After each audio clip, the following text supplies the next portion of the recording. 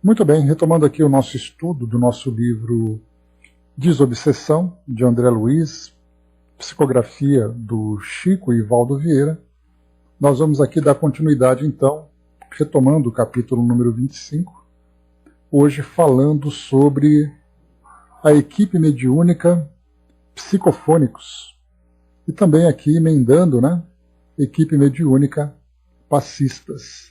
Nós estudamos no nosso encontro passado sobre médiuns esclarecedores, Nós vimos aqui a grande importância, igualmente, Marion, a grande importância do trabalho desses colaboradores nessa tarefa de auxílio aos espíritos que chegam e precisam dessa assistência, e o papel então desses que, colaborando com o plano espiritual, trazem conhecimento, trazem a mensagem confortadora.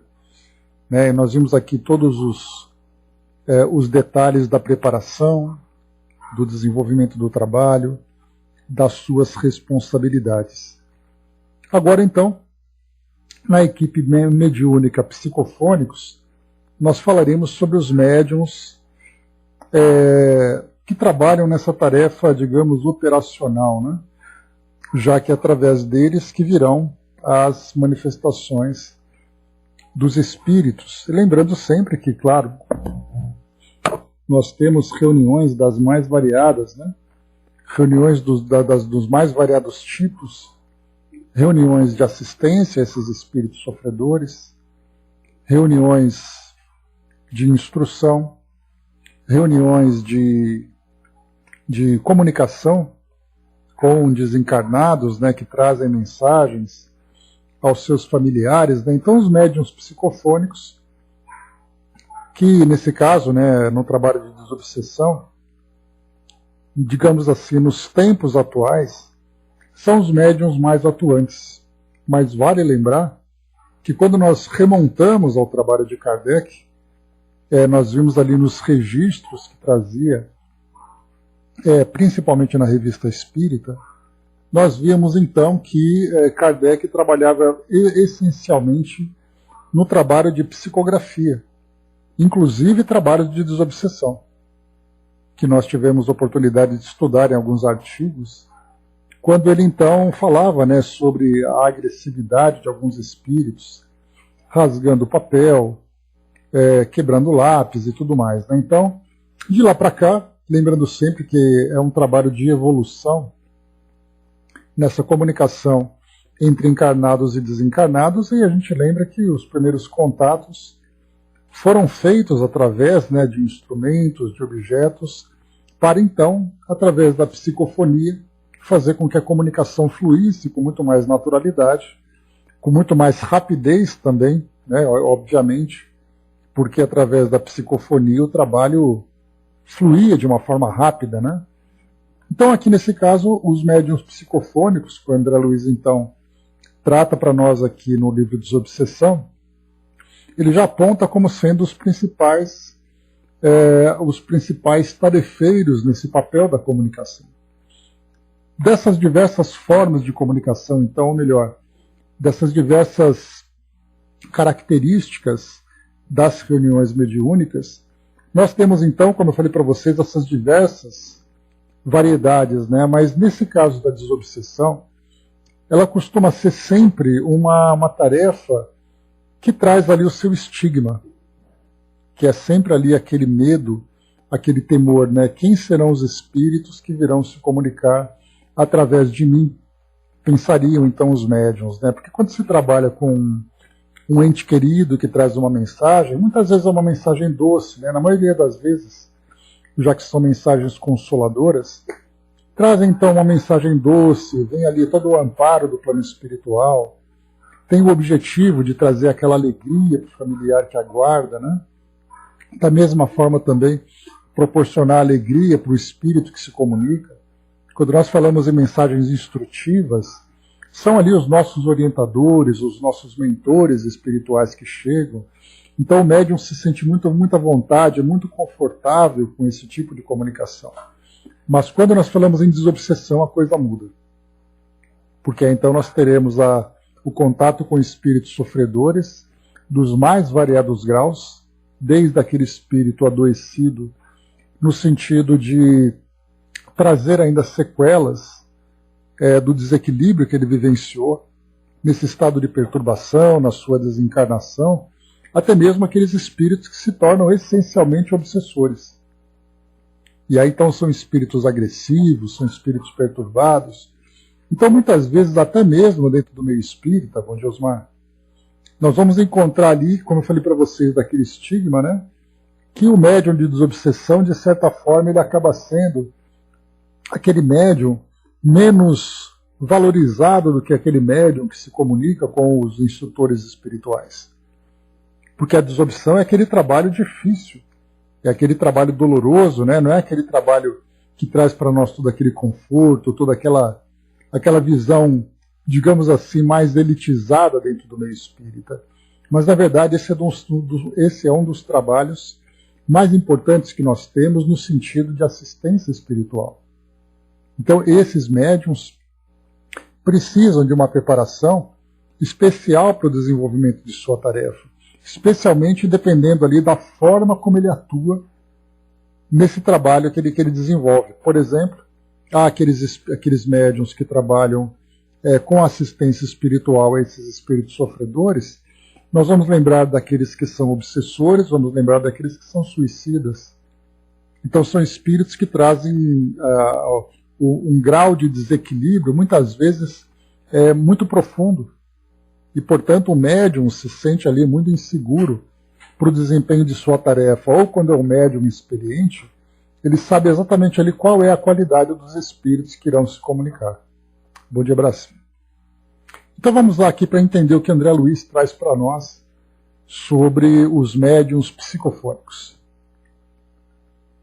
Na obra da desobsessão, os médiuns psicofônicos são aqueles chamados a prestar recursos fisiológicos aos sofredores desencarnados para que esses sejam socorridos. Então, nesse primeiro ponto, o que seriam recursos fisiológicos? Não apenas ali a oportunidade do espírito se comunicar, porque através da comunicação ele começa então a expressar as suas ideias, expressar os seus sentimentos. Ao mesmo tempo também ele passa através dessa comunicação a receber instruções por parte dos médiuns esclarecedores. Então, fisicamente, o médium se torna um instrumento de comunicação, permitindo ao espírito, então, exteriorizar aquilo que ele traz em si em termos de conteúdos intelectuais, afetivos, de ideias de um modo geral, como também de receber. Mas muito mais do que isso, quando nós falamos em recursos fisiológicos, é muito importante nós lembrarmos também das questões magnéticas, fluídicas, que vão fazer com que o espírito receba também, dessa forma, seja envolvido, receba ali essa transfusão de energias que vão fazer com que ele vá aos poucos, então, adquirindo o equilíbrio que ele perdeu durante esse período em que ele se encontra em sofrimento. Então, ao falarmos de recursos fisiológicos, nós falamos em questões físicas, fluídicas também, vibracionais. Aquele médium bem equilibrado, quando o espírito entra em contato com ele, rapidamente existe ali quase que uma troca em que o médium recebe aquilo que o espírito traz, mas estando preparado, ele tem a capacidade de neutralizar essas vibrações desequilibradas. E, por outro lado, o espírito recebe aquilo que o médium oferece, quando o espírito, de fato, começa também a sentir os bons efeitos desses fluidos muito mais elevados que ele, então, acaba absorvendo. E, naturalmente, nós contamos também com o suporte do plano espiritual. Nós falaremos aqui dos médiuns passistas, por exemplo. Nós falamos aqui das equipes espirituais que dão suporte para o desenvolvimento desse trabalho. Então vemos ali que o espírito, quando entra em contato com um encarnado que traz ali qualidades superiores à sua, no sentido de estar mais equilibrado, no sentido de estar mais preparado para o desenvolvimento dessa tarefa, ele é beneficiado nesse sentido. Esse é o ponto fundamental, que é exatamente ali o ponto terapêutico de que nós vamos tratar nesse processo de desobsessão. O Braz colocou, né, sem o ectoplasma, a energia dos vivos, espírito nem consegue se comunicar. O ectoplasma, Braz, ele é uma substância que ele vai permitir, principalmente ali nesse processo de mediunidade, nós vamos falar sobre materialização. Então, assim, o ectoplasma ele é uma substância mais densa, que nesse caso não tem a ver com a comunicação. Porque a comunicação ela se dá através da mente entre os espíritos, né? E naturalmente ali é uma fusão entre fluidos, mas o ectoplasma em si ele não participa da comunicação em si. Então lembremos sempre do ectoplasma como sendo uma substância muito mais densa que vai proporcionar então ali a oportunidade dos efeitos físicos, por exemplo, de materialização, né? Então é muito mais sutil. Para isso então nós temos, né, médiums que trazem essa capacidade de uma facilidade maior de doação do ectoplasma. Sem a energia dos vivos, o espírito nem consegue se manifestar. Já vi esse parecer, né? É uma questão de intercâmbio, né, Braz? Aquilo que o espírito, no momento da comunicação, são vários fatores que devem ser analisados para que o espírito se comunique, né? Primeiro, a facilidade de vínculo que existe entre o desencarnado e o encarnado, a facilidade que o médium vai proporcionar, as condições do próprio espírito para que ele possa se comunicar, né? Então existem vários fatores que começam também a ser colocados nessa equação, né? O Arnaldo colocou, né, o que seria o choque anímico. O espírito, quando ele se encontra desencarnado, ele acaba perdendo contato com as energias, né, digamos assim, mais vivas do organismo biológico. Então ele passa apenas a viver dentro daquilo que ele, nesse ambiente onde ele se encontra agora, que é o plano espiritual. Conforme o tempo vai passando, a gente vai vendo que o espírito ele vai perdendo um pouco da ideia do que é estar vivo, do que é estar lúcido e consciente da forma como ele se encontrava no mundo físico antes da sua desencarnação. Então ele começa a não ter essa ideia. É como se gradualmente essa noção de estar vivo fosse se perdendo. No momento em que ele se encontra no plano espiritual e ele é trazido para uma reunião de desobsessão ou para uma reunião de assistência a espíritos sofredores, o espírito então, quando entra em contato com o médium, ele passa a ter contato com essa energia viva. Por isso esse choque anímico, né, o nome choque anímico, é aquele impacto daquilo que o espírito perdeu durante esse período em que ele se encontra no plano espiritual, em que essa ideia de estar vivo, né, como eu comentei com vocês, vai se dissipando aos poucos, porque embora ele perca essa noção de estar vivo, né, na verdade ele, ao mesmo tempo, ele começa a criar uma nova realidade na sua mente. Por exemplo, né, ele cria ali como se fosse uma vida paralela no plano espiritual, em que ele vai revivendo as suas histórias, ele vai revivendo as suas ideias, vai criando novas fantasias. No momento em que ele é trazido em contato com o médium, ele passa a ter esse choque, ele passa a ter de novo essa mesma sensação de vitalidade que ele perdeu durante esse período. E aí então ele vai ter aquela comparação. Você percebeu como você estava vivendo antes? Você viu como você está vivendo agora? Eis aí então o que é esse choque anímico. Por esse contato, para muitos espíritos, é esse despertar. Não que, quando nós falamos nesse contato entre encarnados e desencarnados, não é apenas entre aqueles espíritos que perderam a noção dessa realidade. É também entre aqueles espíritos que conhecem essa realidade. Ele sabe que está desencarnado, ele conhece ali o seu estado, ele vivencia suas ideias, suas emoções, os seus sentimentos.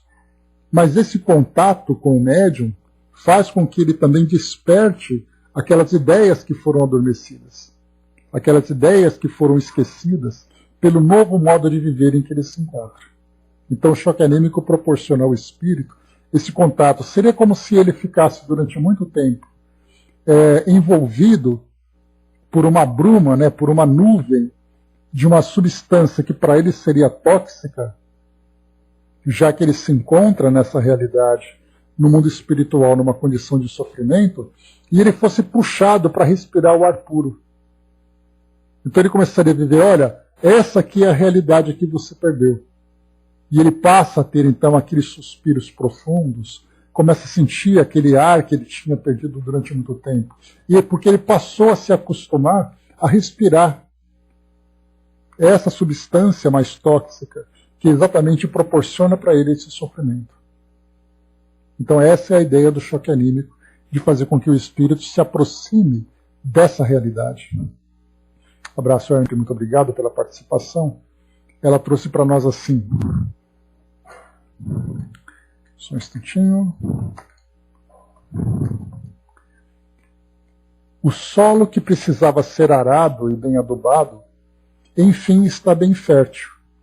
E as sementes que de bem colhidas pelo plano espiritual foram jogadas e germinadas novamente, para que no som da boa voz e de tantos estudos que logravam por uma nova colheita, estão agora trazendo caules verdes e fortes.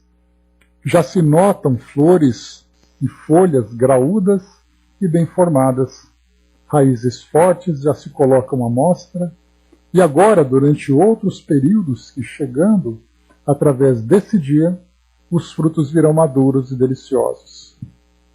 A terra desse chão tão forte já mostra que foi tudo bem, que tudo foi bem acertado e colocado nesse chão. Chão-sala que precisávamos fortalecer mais ainda, trazendo agora, por mais um bom e grande período de mais ensinamentos, que só mostrarão ao grupo que cada um de vocês serão os melhores elementos para essa melhor contribuição do exercício maior da nossa doutrina, que é o estudo do Espiritismo através de leituras e questionamentos chegados todos os dias por todos vocês e por nós daqui também. Que esse reinício se faça e que a luz do nosso Pai Maior continue a formar grupos como esse, que só nos traz a alegria de sentir como foi escrito e dito. Onde houver uma ou mais pessoas reunidas em meu nome, ele estará entre vós. Abençoado seja o nome do Senhor. Bem-vindo a nós, a todos vós. A nós e a todos vós. Olha que bacana, né? Muito obrigado pelo carinho e pela presença de vocês aqui com a gente. Que é sempre uma alegria muito grande, né? De estarmos aqui, não apenas nós, né? Mas ligados também com todos aí. Brás colocou, né? Em minha saída do corpo, cheguei à conclusão que mais de ou menos 80% do terráqueo morre sem saber que morreu, né? Olha, Brás, é uma estatística viável, né, de nós vermos assim a dificuldade, porque basta a gente perceber a realidade que nós vemos no mundo hoje, como as pessoas vivenciam a sua espiritualidade. Nós não falamos de religião, né, porque nós falamos porque a religião nada mais é do que uma educação que traz para as pessoas uma ideia do que ela vai encontrar em termos de alegria, em termos de felicidade, na verdade, de valores que ela vai adquirindo, mas são poucas as religiões que trazem essa ideia da imortalidade do espírito. E quando nós falamos em imortalidade, não é apenas assim que o espírito vai viver para sempre, mas como ele será essa vida que ele terá no mundo espiritual. Como será a continuidade depois da realidade que ele vive aqui no mundo físico, como será a sua realidade no mundo espiritual. Portanto, quando nós percebemos que mesmo que nós encontremos igrejas, templos, centros religiosos de um modo geral, lotados com pessoas ali frequentando com assiduidade, pouco se estuda sobre essa realidade na vida espiritual. Portanto, quando existe essa mudança de plano entre plano físico e plano espiritual, nós vemos que as pessoas se surpreendem Por isso, então, essa quantidade de pessoas que desencarna sem saber que morreu é uma quantidade grande. O que nós vamos analisar é durante quanto tempo esse público vai ficar, então, ali esperando o esclarecimento. Há alguns que mesmo, olha, eu morri mesmo, será que é verdade? E rapidamente ele vai se esclarecendo, ele vai tendo ali condições de ter uma clareza de raciocínio sobre essa nova realidade. Outros, porém, demoram muito mais. Exatamente porque, embora estejam desencarnados, e nós já falamos sobre isso várias vezes, né? Há aqueles que estão encarnados com a consciência desencarnada, há aqueles que estão encarnados com a consciência encarnada, ou seja, ele vive aqui no mundo físico, acreditando que esse mundo físico é a sua única realidade. Há aqueles que vivem aqui no mundo físico com noções da realidade no mundo espiritual, como é o nosso caso, e aí nós vamos então perceber que são aqueles que estão no começo do caminho, como são aqueles que já estão mais avançados no melhor entendimento, não apenas do que existe no mundo espiritual, mas estarem em condições morais de se adaptar a essa realidade. Não é apenas uma questão teórica, mas é uma questão também de vibrações, de sintonia com o plano espiritual. E por outro lado, nós vamos encontrar no mundo espiritual aqueles que estão desencarnados, mas com a consciência ainda encarnada. Porque a sua realidade era a vida que ele tinha aqui no mundo físico.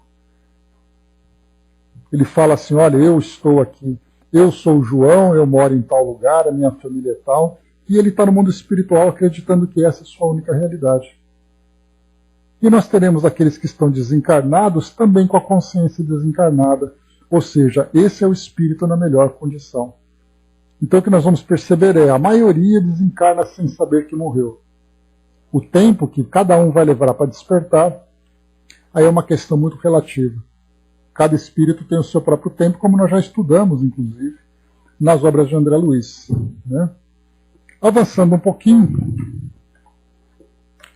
então nós falávamos aqui sobre os recursos fisiológicos que os espíritos sofredores, né, tomara que não, Brás, só se for para instrução, o embaixador.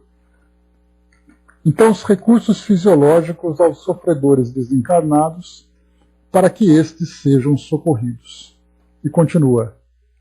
Deles se pede atitude de fé positiva, baseada na certeza de que a espiritualidade superior lhes acompanha o trabalho em moldes de zelo e supervisão.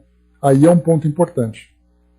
Quando nós falamos deles, desses médiuns psicofônicos, dá um retorno na área de texto, pessoal, por gentileza. Desses médiuns, então, obrigado.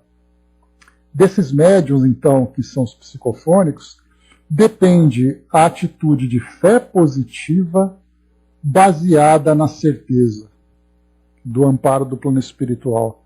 Por que se pede isso? Porque, como eu falei para vocês, como nós vimos, né, que existem várias formas de desenvolver o trabalho psicofônico.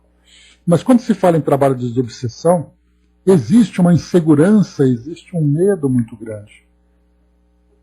Porque nós vamos perceber que o médium psicofônico é aquele médium que, através da psicofonia, ou seja, através de um recurso ostensivo, ele tem possibilidade de permitir que os espíritos se comuniquem através dele.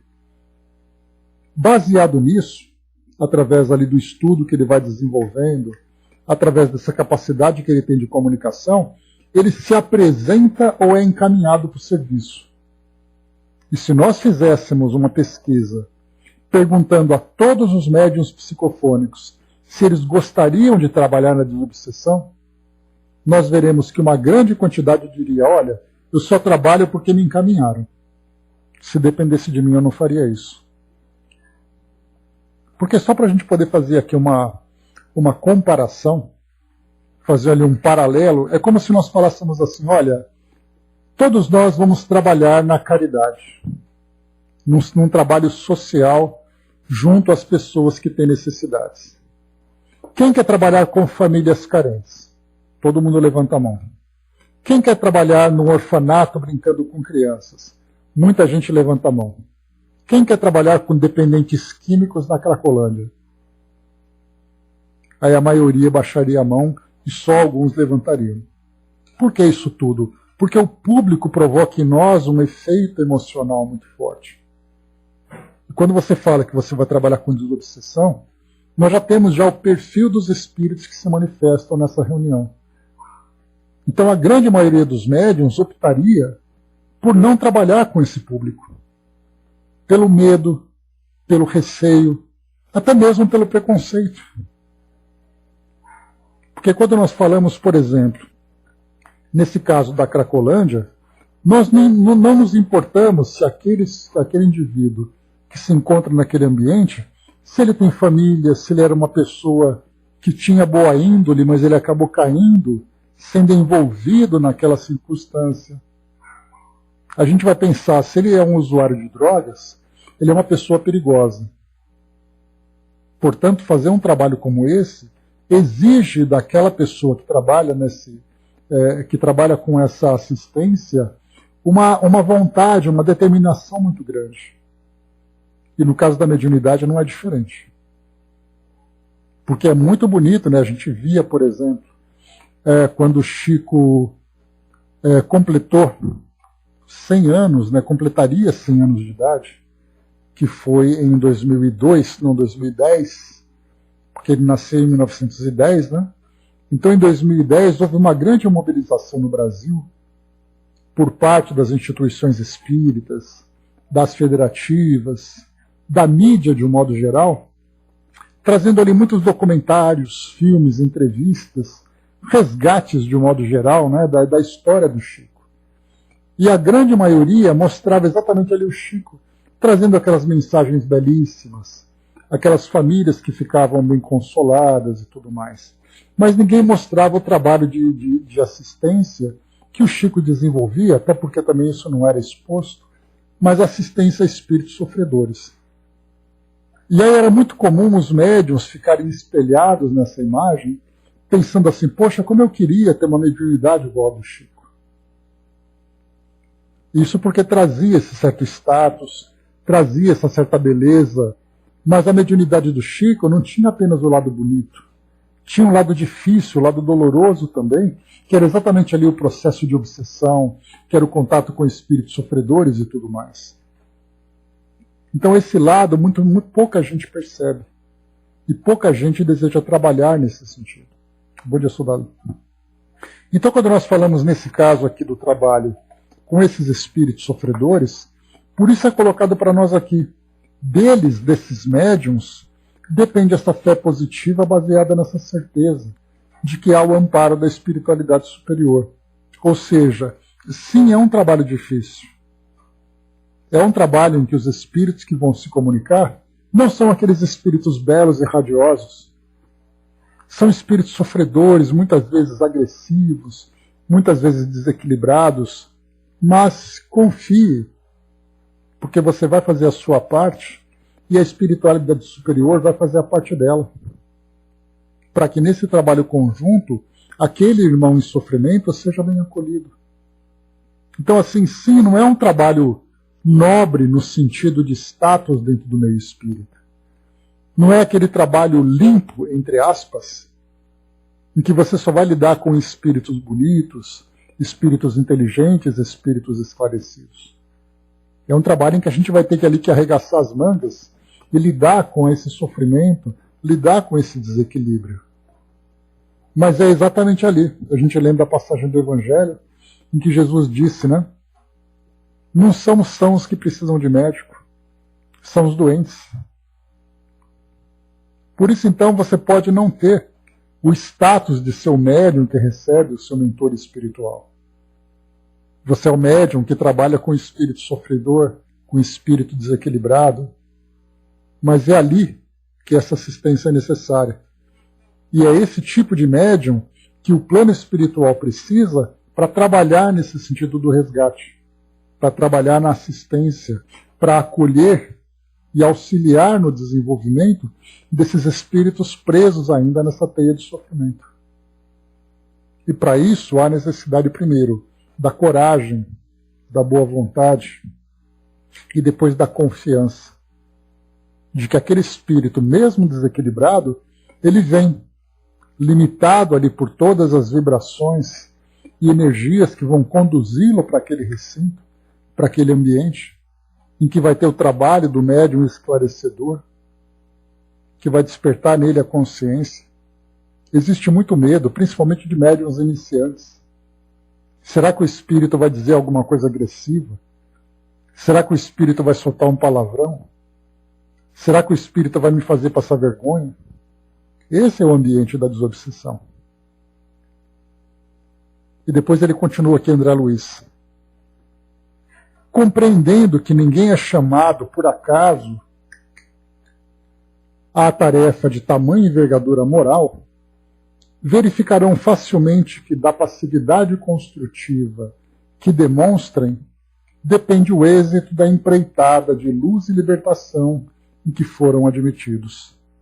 Aqui é um outro ponto também que traz ali grande medo, grande insegurança para a grande maioria dos médiuns. Essa passividade construtiva.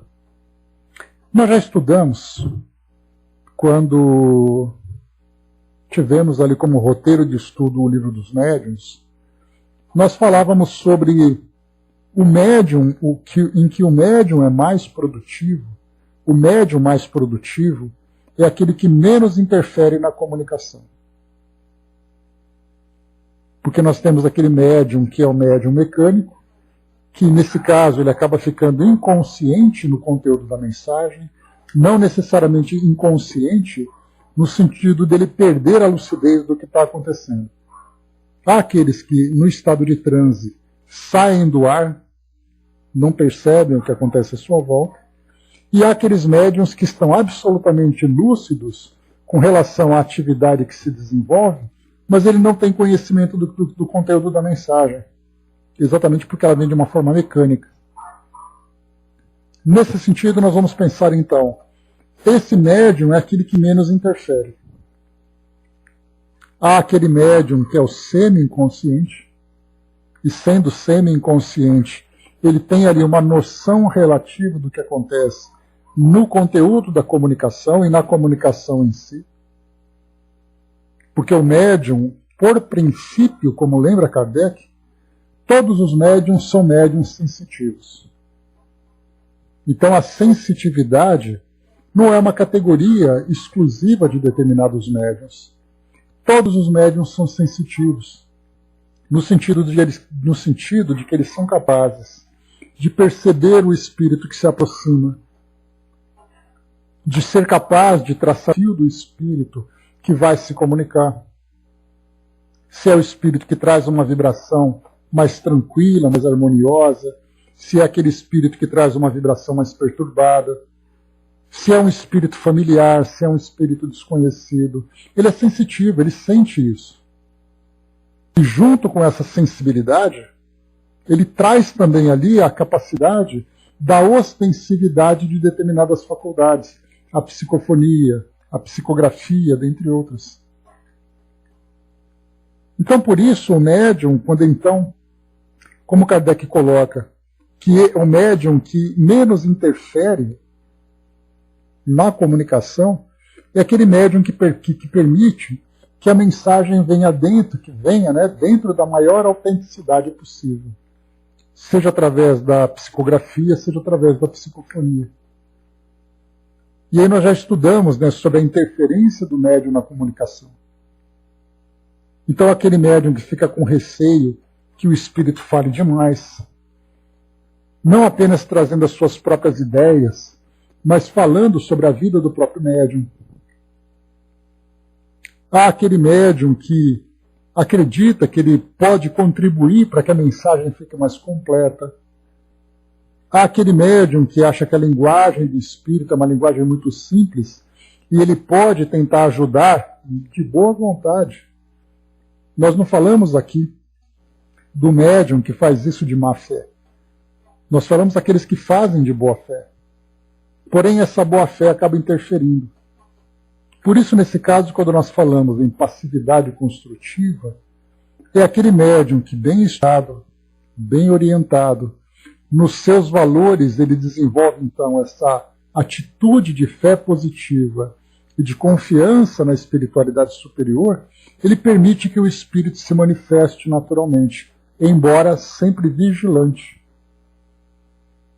Porque ele sabe o que vai acontecendo e ele é capaz então de dizer para o espírito: isso pode e isso não pode. E naquilo que pode, o espírito pode se manifestar livremente, manifestar suas emoções. Então, às vezes, o espírito que quer se comunicar, trazendo ali uma dor muito grande da sua condição, da experiência que você vivencia, que ele vivencia nesse caso, às vezes ele começa a chorar convulsivamente.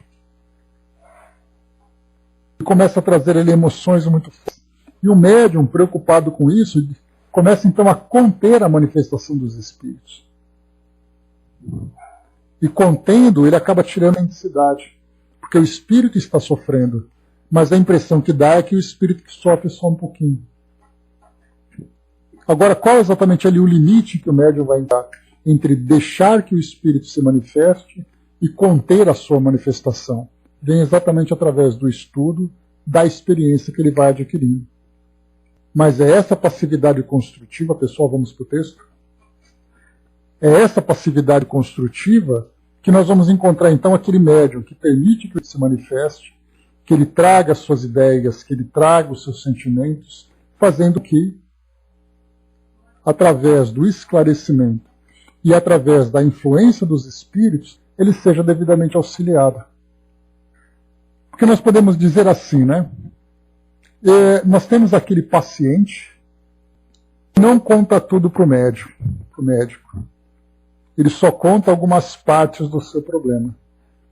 E o médico, portanto, ele tem dificuldade de trazer o seu diagnóstico, porque porque o paciente não contou toda a verdade sobre as suas dores e as suas dificuldades.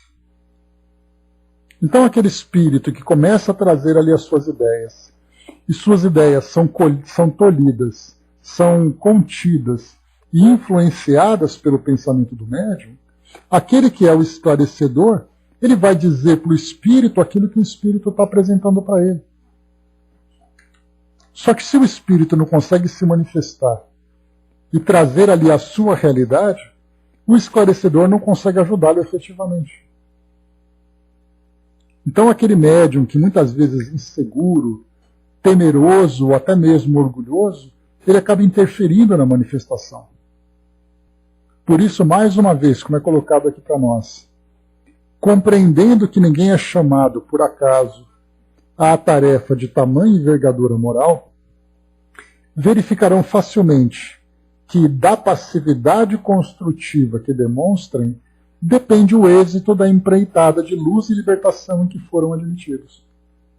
Então será exatamente através da educação, será exatamente através da atenção, da instrução, da boa se tornar efetivamente um bom instrumento para essa tarefa. E continua. Atentos à função especial de colaboradores e medianeiros em que se acham situados, é justo se lhes rogue o cuidado para alguns pontos julgados essenciais ao êxito e à insegurança da atividade que se lhes atribui. Então aqui André Luiz vai trazer para nós, deixa eu contar aqui, 10 recomendações para esse médium que se coloca como instrumento de comunicação. Então ele vai dizer, primeiro, antes de começar, André colocou, né, não é importante que a Casa Espírita faça estudos específicos para que os médiums sejam esses bons instrumentos? Se não gosta de estudar, vai ficar complicado. É fundamental, André. André Luiz, inclusive, aqui ele vai falar para nós sobre a importância do médium não apenas ser preparado pela instituição para que ele possa prestar esse bom trabalho, como é importante que o próprio médium tenha consciência da necessidade do aprimoramento contínuo para a tarefa que ele desempenha. Lembrando que aquilo que o médium adquire em termos de conhecimento, desenvolvendo o seu acervo mental e o seu acervo moral para esse trabalho, ele vai criar maior ou menor facilidade para que os espíritos instrutores, para que os espíritos que prestam efetivamente esse auxílio a esses sofredores encontrem recursos na sua mente dentro daquilo que ele vai armazenando. Por isso o estudo de temas do Evangelho, onde nós temos ali temas morais, onde os espíritos vão encontrar ali argumentos, encontrar ideias, para que o espírito que entra em contato com a mente dele pela comunicação seja bem assistido.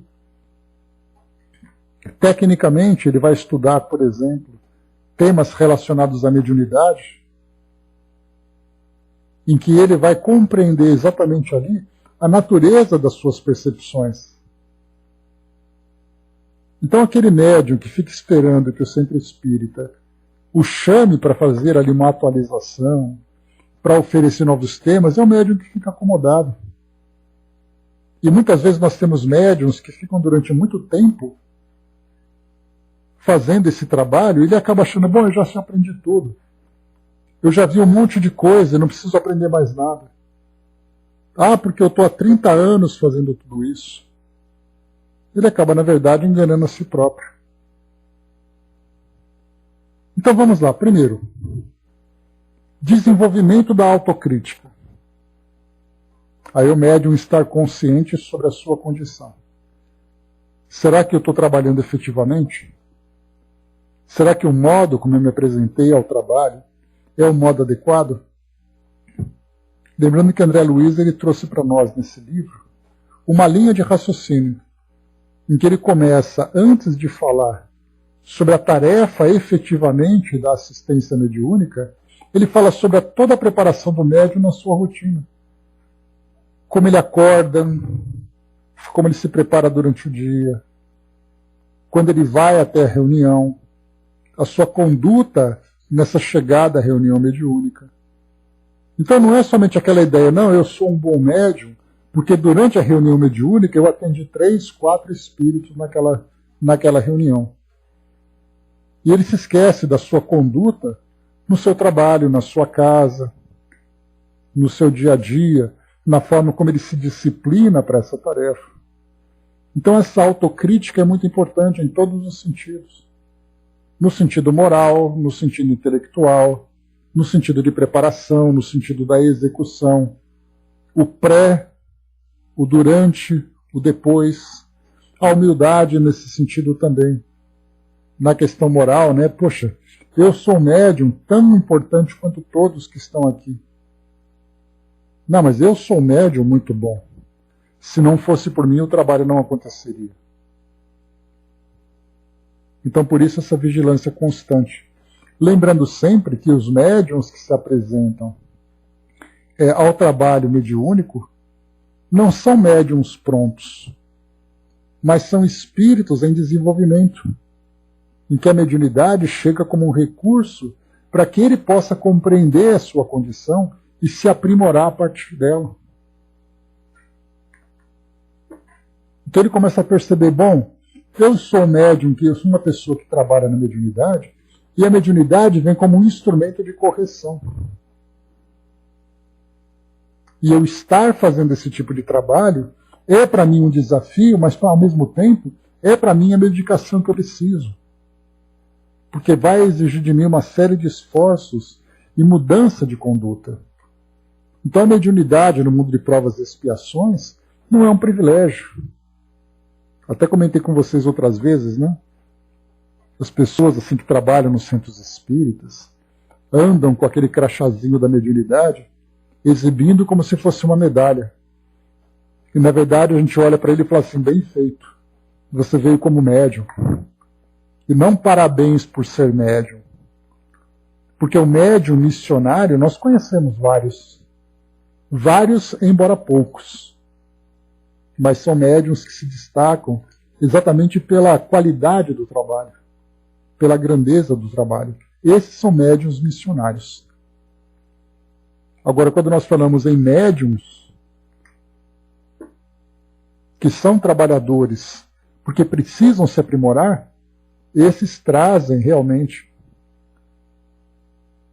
a mediunidade como um instrumento de correção e de transformação. E tem outros também, André, que falam assim, olha, bem feito, você nem médium pode ser. É o nosso caso, né? O meu e o seu, pelo menos não ostensivos. Então cada um de nós ali traz a sua necessidade. E dentro dessa necessidade é o que a gente vai trabalhar. Esse é o nosso ambiente de trabalho, esse é o nosso universo, né, de trabalho. Deixa eu só voltar um pouquinho aqui. André colocou lá em cima, né? O Arnaldo colocou, né? Estudo do Espiritismo através de leituras e questionamentos chegados todos os dias por vocês e por nós aqui também, né? Olha o que Maria nos trouxe na mensagem de hoje, né? Então também é a mesma coisa. Então também trazendo ali, né, do plano espiritual a mesma coisa. Então a mediunidade, na verdade, ela é estudada aqui e lá. Nos dois planos. Antes de avançarmos, Fabi trouxe para nós aqui uma mensagem, vamos a ela. Diz assim para nós: queridos amigos, muita paz em seus corações. Recebam o nosso abraço fraterno e André, irmão e filho querido, sigamos em frente no propósito de elucidar, esclarecer e aprender sempre juntos. Sinta o sorriso com que lhes endereçamos nosso carinho, felizes por mais essa etapa vencida. E sigamos em frente ao trabalho. Amigos, aqui estamos conversando sobre a mediunidade e reuniões de desobsessão. Atividade espírita de grande importância, que ora funciona como pronto-socorro espiritual, ora como oportunidade de esclarecimentos e convite à mudança, ora ainda como um grande momento de acolhimento que transmite ao espírito amedrontado a certeza de que, onde quer que estejamos, somos acolhidos e auxiliados pelo amor de Deus nos caminhos que devemos trilhar. Contudo, amigos, a desobsessão começa sempre em cada um de nós. Mas não se iludam. O diálogo que devemos travar é conosco mesmo, trabalhando as matrizes de vícios e fraquezas que trazemos em nós. Sabemos que a desobsessão é a influência pertinaz de uma individualidade sobre a outra. E essa situação pode ocorrer entre encarnados, encarnados e vice-versa. Encarnados e desencarnados, e até, se pensarmos bem, entre desencarnados, desencarnados e encarnados e encarnados. E essa influência é para que caiamos, deixando de seguir o caminho do bem. E por que Deus permite esse processo de influenciação? Kardec já nos disse, para que sejamos provados. A gente vai lembrar disso lá no Livro dos Espíritos, né? Amigos, para fazer uma prova, precisamos estudar. E se reprovamos, não temos aí o sinal e a oportunidade de estudar mais? Durante a vida, as matrizes que temos mais dificuldades são mostradas e trazidas para serem estudadas, para que no momento da prova tenhamos conosco a oportunidade de aprovação. Quando passamos por dificuldades, desafios, e até momentos como este, onde temos oportunidade de instrução, estamos aprendendo e obtendo recursos para vencer, superar essas matrizes e vencermos nossas provas. Compreendendo nossas fragilidades contumazes, buscando vencer nossos vícios, ou ao menos tomando consciência dessas dificuldades, vamos aprendendo e nos fortalecendo para o momento da prova. Mas não é só. Nesse esforço, também auxiliamos aqueles irmãos que se aproximam de nós com a ideia de nos influenciar, para que caiamos justamente nessas matrizes que trazemos, e até aqueles que se chegam a nós por afinidade. Vamos aos poucos nesse trabalho incessante de autoiluminação, auxiliando na iluminação daqueles que estão ao nosso lado. Esclarecemos, não com a energia da palavra amorosa, mas com a força da ação. E a ação de auto-iluminar-se é uma ação detentora de uma força muito grande. A força do alto amor, a força de escolher para si o caminho do bem, do belo, do amor. de escolher seguir para Deus, com fé e com vontade, sabendo que Deus nos espera de braços abertos sempre. Já refletimos nessa força, amigos? Quando descobrimos essa força, a força do alto amor, a força de acolher nossos enganos para trabalhá-los, com vontade, com fé, iluminando nosso interior, pouco a pouco, com a mesma tenacidade com que talvez já tenhamos influenciado negativamente alguém. Sejamos, amigos, os nossos esclarecedores no processo de vencer nossas fragilidades, para que quando aqueles que passam pelas nossas vidas, dando-nos condições de provar que vencemos a nós mesmos, vejam em nós o exemplo de que todos erram, mas todos podem vencer o erro e brilhar cada vez mais como Jesus ensinou. Com o carinho de sempre, nossa querida Ana, presente aqui conosco, trazendo então esse melhor entendimento. Então por isso nós vemos, né, nessa mensagem que ela nos traz, exatamente ali o compromisso pessoal que nós temos, né? Então estar em contato com o sofrimento alheio, ou vivenciarmos essas influências que chegam até nós, são exatamente ali os momentos das provas. Para chegarmos nesse momento de provas, nós temos ali todo o percurso de estudo e autoaprimoramento, ou seja, de autoeliminação, como ela traz aqui para todos nós. Né? Então aqui, para guardarmos esses ensinamentos e lembrarmos sempre, né, que independente da tarefa que nós estamos desenvolvendo, especialmente dentro do campo mediúnico, é no dia a dia que nós estamos ali nesse trabalho de crescimento e desenvolvimento. Através dessas tantas e tantas experiências que nós vamos vivenciando no nosso cotidiano. O soldado colocou, é esperado que erremos, né? Mas sempre teremos oportunidade de reparar esse erro e crescermos. Né? Então não importa, como diz ali aquele ditado, não importa quantas vezes nós caiamos, né? O que importa é quantas vezes nós levantamos.